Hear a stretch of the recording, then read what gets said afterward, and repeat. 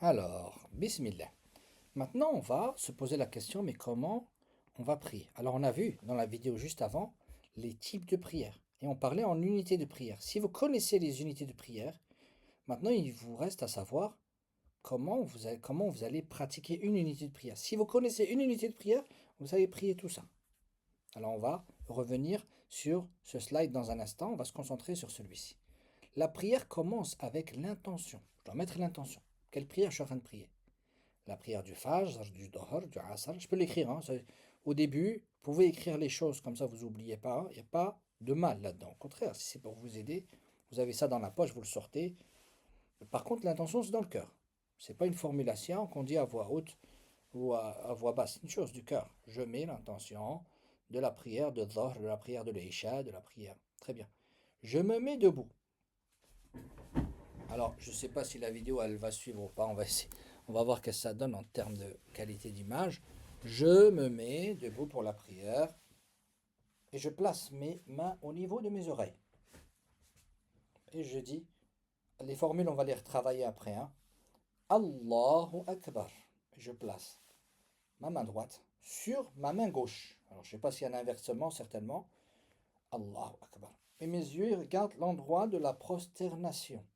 Et là, je récite la première sourate du Coran, le prologue, Al-Fatiha. Est-ce que j'ai le droit de l'avoir en écrit comme ça? De l'écrire et de la lire? Il n'y a pas de mal. Ok. Si jamais vous avez oublié votre calepin où c'est écrit, vous pouvez dire Alhamdulillah à la place, vous répétez Alhamdulillah, quasiment le même temps que vous auriez utilisé pour lire votre sourate, votre sourate de prière. Alhamdulillah, Alhamdulillah, Alhamdulillah. Louange à Allah, louange à Allah, louange à Allah, louange à Allah. On dit Subhanallah. Gloire et pureté à Allah, gloire et pureté à Allah. Il n'y a pas de mal. Bien sûr, ça c'est une trousse de secours. C'est pour les premiers jours, première semaine. Maintenant, si quelqu'un il est musulman depuis 4 ans et qui fait ça, il y a un problème. Ça veut dire que voilà, la trousse de secours, l'exception, il va en faire la règle. Non, c'est pas comme ça compris. Là, c'est juste pour le démarrage. En attendant. Pareil pour l'écriture. L'écriture, ça c'est au début, mais Inch'Allah, votre foi, elle va vous pousser à apprendre petit à petit, et vous allez apprendre, parce que c'est des mots qu'on répète tout le temps. C'est les mots les plus importants du Coran, c'est la sourate, Al-Fatiha. Commence, Allahu Akbar, Alhamdulillahi Rabbil Alamin. Alors des fois c'est à voix haute, des fois c'est à voix basse, on verra ça. Euh, Tout à l'heure, on reviendra pour, je vous répondrai à la question, quelles sont donc les prières où il faut lire à voix haute, à voix basse, à quel moment. Ça, on le verra. Mettez ça de côté. Et je lis.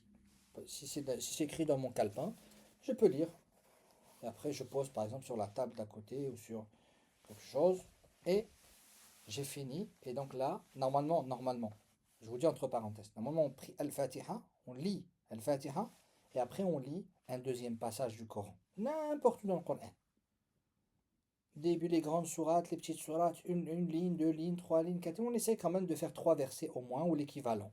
Ok. On peut dire deux lignes, trois lignes au moins.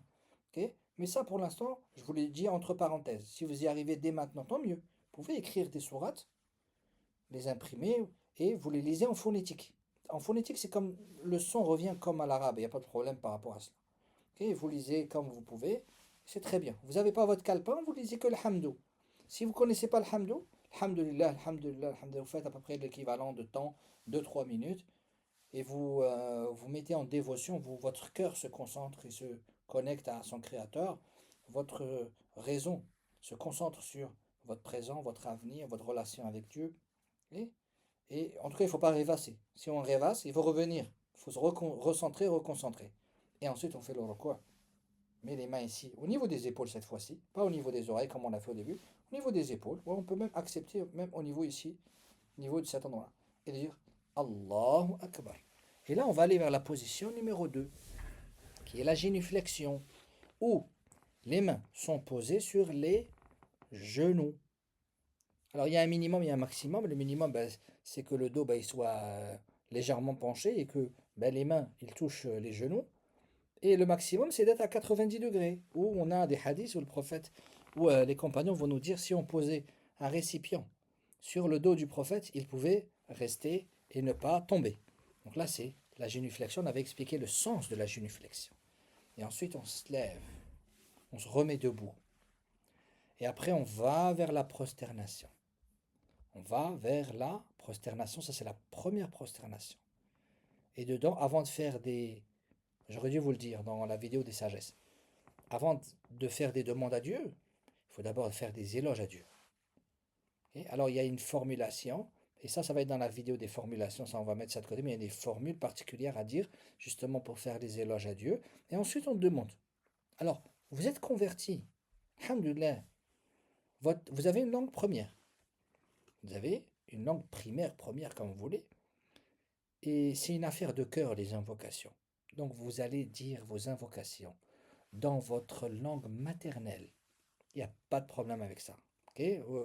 Si vous entendez des choses à droite à gauche, mettez ça de côté, parce que c'est une affaire de cœur en réalité. Donc il n'y a pas de mal, et en plus c'est quelque chose que vous ne dites pas à voix haute, c'est à voix basse, c'est entre vous et votre Seigneur. Seul Dieu entend à ce moment-là vos requêtes, vos demandes, et la guidée que vous demandez. Prosternation numéro 1. Ensuite, vous vous réasseyez, vous demandez pardon à Dieu. Pardon parce que on ne fait pas assez. On est toujours dans l'insuffisance par rapport à ce qu'on devrait faire. Pardon parce que il y a tellement de péchés. On doit demander pardon. On n'est pas pur. Et pardon parce qu'il nous donne tellement de bonté et que nous, en réponse, on lui donne que des choses mauvaises. Donc c'est pour ça qu'on doit insister sur le pardon, sur le pardon.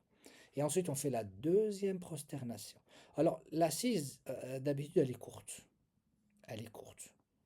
Pareil pour le numéro 3 ici, le moment où on est debout, c'est court. Le retour du roko, c'est comme ça qu'on l'appelle. Le retour du roko, il est court. Pareil pour le numéro 4, l'assise est courte. La deuxième prosternation. Alors là, ce que vous voyez ici, ça c'est une unité de prière. On est debout, on fait le roko, on se relève du roko, on fait le premier sujoud, on s'assit, et ensuite on fait le sujoud. Alors, ça va être valable. Alors maintenant, on va regarder. Vous voyez cette unité de prière-là qu'on vient de faire? On va revenir aux images qu'on avait vues. Vous voyez dans le Fajr, il y a combien d'unités de prière? Il y a 2 unités de prière. Donc là, vous allez faire la même unité de prière comme on vient d'apprendre là ensemble. La même pour la première. Pour la deuxième, vous allez refaire la même, sauf qu'à la fin. Au lieu de vous lever, pour la troisième, vu qu'il n'y a pas de troisième, vous allez clôturer la prière. Comment vous allez clôturer la prière?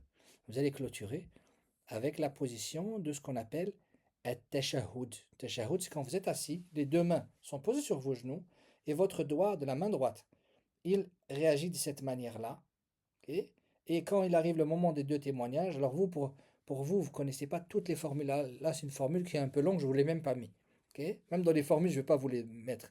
Mais vous allez dire Ashhadu an la ilaha illallah wa ashhadu anna Muhammad Rasulullah. Je témoigne qu'il n'y a aucune divinité à part Allah et je témoigne que Mohammed est le dernier de ses envoyés. C'est ça que vous allez dire. Et après, vous allez sortir de la prière.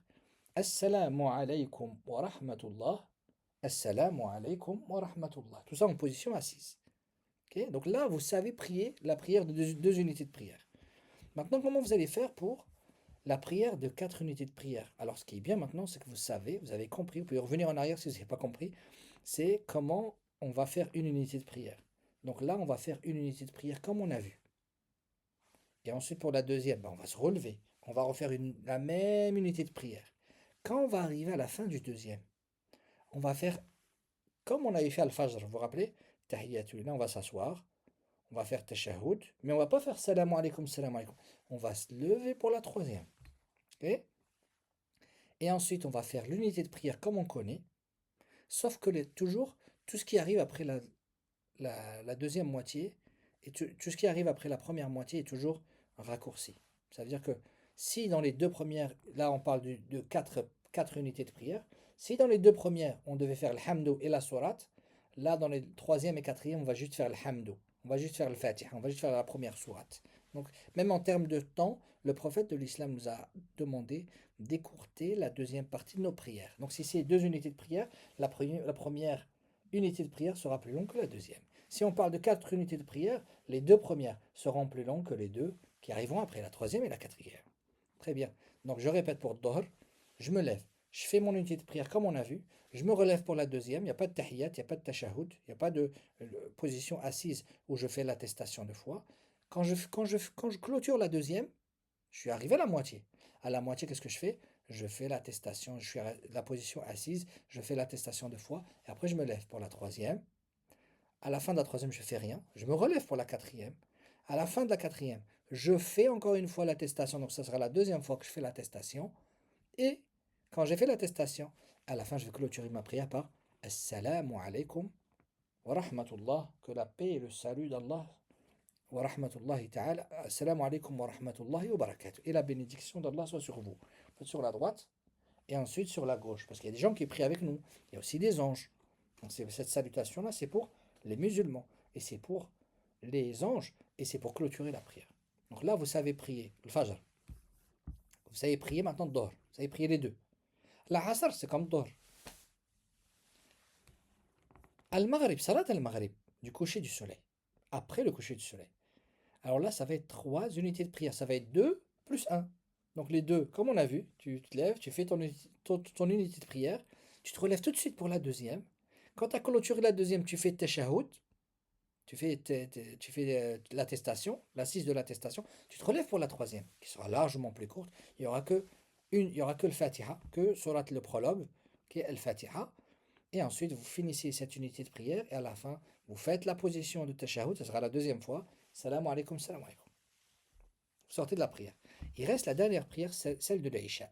La prière de l'Isha, c'est comme Dohr.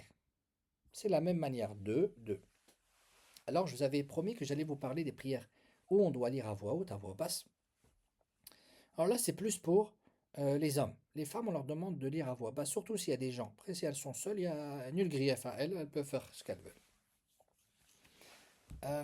Le Fajr, on le fait à voix haute. Le Dhuhr et l'Asr, on les fait à voix basse. Le Maghrib, on a dit 2 plus 1. Ben, les deux premières seront à voix haute, la dernière sera à voix basse. Et l'Isha, pareil. Les deux premières seront à voix haute, et les deux dernières seront à voix basse. Si je suis derrière l'imam, l'imam il va lire pour moi. Donc j'aurai juste à suivre. Si je suis dans une mosquée par exemple. Si je prie seul, je prie pour moi. Très bien.